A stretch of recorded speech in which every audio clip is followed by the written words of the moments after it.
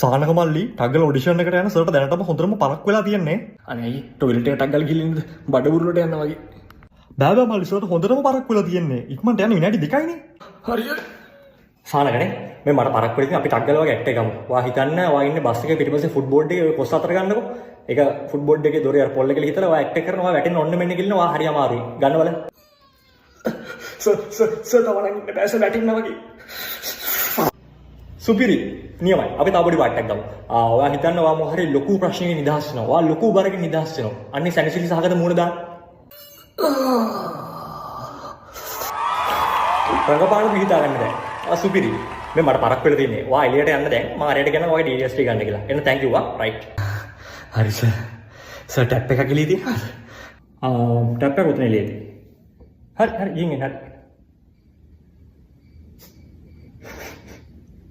jarang ada kira